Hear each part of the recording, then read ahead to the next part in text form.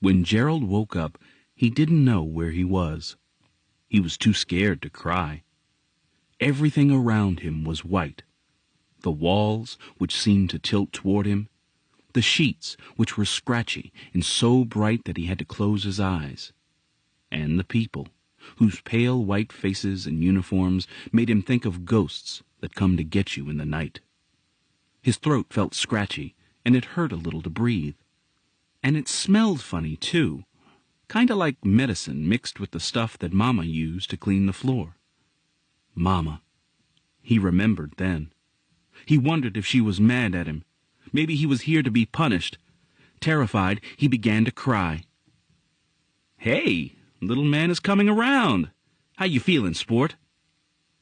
Gerald didn't know what to say, or even if he should say anything to this strange white man with the orange-colored hair, so he just stared at him, trying to hold back the tears, needing to go to the bathroom, and wanting to go home.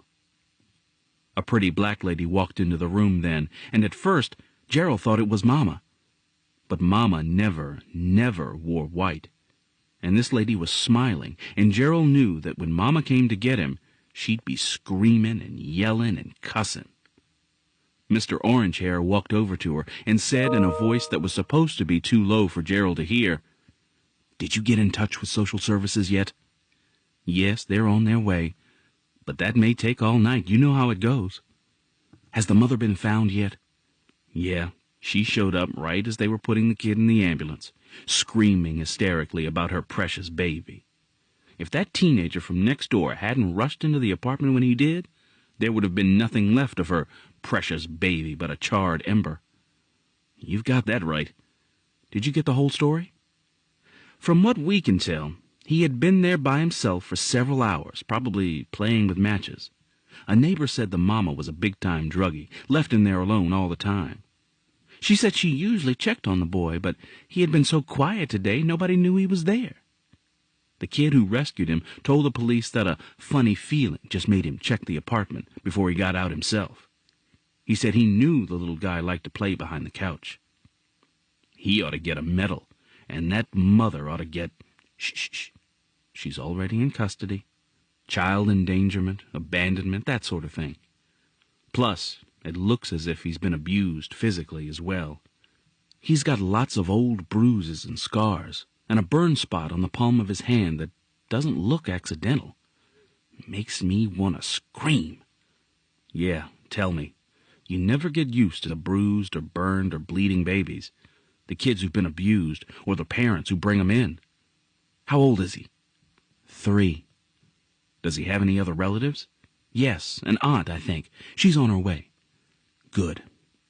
Well, I think he's stable now, but I bet he's mighty frightened. See if you can find a big hug for him." Gerald listened as the pretty lady walked toward the bed.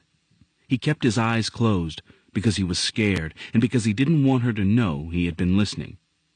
She didn't know he was an expert in listening to the conversations of grown-ups. He used to sit so quiet he was almost invisible and listen to Mama and her friends talk about stuff he wasn't supposed to hear. "I see Gerald. He's hiding behind his eyes." How did she know? Her voice was soft and playful. She took his small hand in hers. "Come on," she said gently. "Let me see those pretty brown eyes." Her voice seemed to be smiling, so Gerald slowly opened his eyes. He thought she looked like an angel, with her round brown face and soft white uniform. He wondered if she could fly. He smiled back at her. "That's better. How do you feel? Would you like some water?" Gerald nodded. She took a spoon and picked out an ice chip and placed it on his tongue. He didn't realize the intensity of the fire in his throat until that soothing ice chip began to cool the flames. "More," he whispered. "Sure, baby cakes, but let's take it easy." She gently spooned another chip onto his tongue. "I want my mama," Gerald said, the tears filling his eyes again. "Your mama's real busy right now, but she'll be here as soon as she can." She loves you very much, you know. But I'm going to stay right here with you till your mama or your auntie gets here, okay? You've been alone long enough. Here's another little chip of ice. Let's see if we can cool that fire." Gerald relaxed finally, letting himself enjoy the coolness of the sheets and the warmth of her smile. He let her help him to the bathroom, and as she lifted him back into the bed, she hugged him gently. She tucked the soft blanket around him. He sighed and drifted beyond the memories of the day. He slept. The orange-haired doctor returned, checked the pulse of the sleeping child, and sighed to the nurse. "I wonder what's going to happen to our little friend here. He'll be out in a day or two, but what will become of the rest of his life?" Just as the nurse was about to answer, Aunt Queen stormed into the room. Ms. Queen Marie Antoinette Lincoln literally filled a room when she entered it. She was dressed in bright red from the top of her elaborate turban to the tips of her polished fingernails, and an air of regal self-assurance seemed to travel with her. Her eyes, which commanded immediate respect, sparked with a fire that matched the shine on her highly polished wheelchair. Her throne.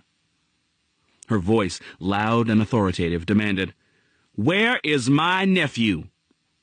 Dr. Orangehair, probably better known as Dr. McFall, was used to irate or worried relatives and was not intimidated by Aunt Queen's dramatic entrance. "If you mean little Gerald, he's just fallen asleep. Let's go out into the hall where we can discuss this without disturbing him." Without a word, Aunt Queen rolled out of the ward, past the nursing station, and through the large wooden doors into the hall. How she managed to get her chair through those heavy doors just ahead of him so that the door bumped him on the backswing, he wasn't sure. But he thought he saw her smile with satisfaction when he came into the hall, rubbing his shoulder. "I'm Dr. McFall. Your nephew is very lucky. He's suffering from mild smoke inhalation, but he's not burned or otherwise physically injured. Emotionally, the injuries may be much deeper, but only time will tell. He's going to need lots of love and emotional support in the next few months." "That's why I'm here, Doctor. I've been trying to get that girl to let me take care of the boy ever since he was born. But I gotta give her credit. She tried. She's got a good heart. She really does love him. She just doesn't know much about mothering. She ain't learned how to take care of herself good, let alone take care of a baby. And them drugs ate up what little sense she had. I should have stepped in before now. Probably should have turned her in, but she's family. You understand how it is, don't you? The boy could have died tonight.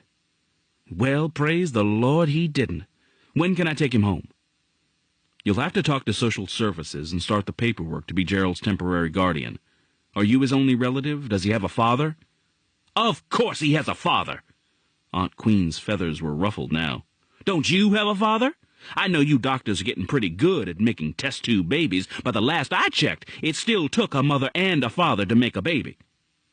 "What I meant was—" "I know what you meant. Since this kid is poor and black and his mother is living alone and unmarried, his father must be long gone.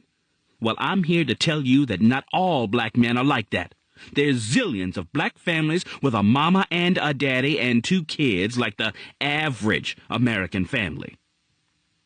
Aunt Queen's shoulders drooped a bit then, and she said with resignation, "But, unfortunately, this ain't one of them.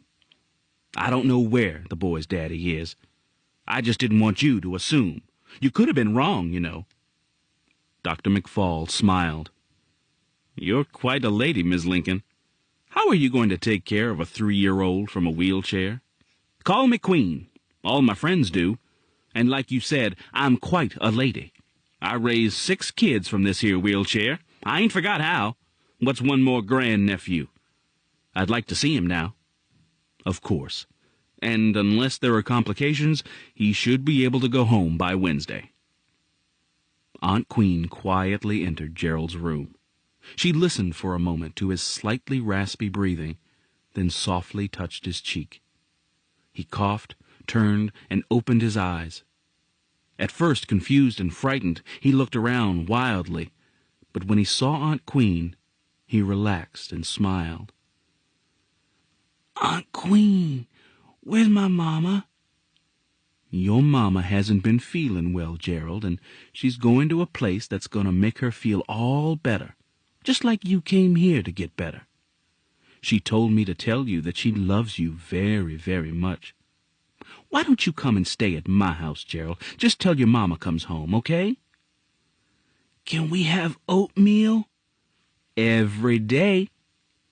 Can I put syrup on my oatmeal? Mama never lets me. We won't tell her. Aunt Queen smiled with a mischievous grin. What about G.I. Joe? Who? My G.I. Joe man. Mama got him for me. I left him. Suddenly the memories overwhelmed the boy. The flames, the fear, the feeling of utter desolation were too much for him to handle. He cried, huge, body-racking sobs. Queen positioned her chair close to his bed, deftly lifted him up, and cuddled him in her ample lap. She rocked and crooned, while he wept for all the pain he had known in his short life, and for all the pain yet to come.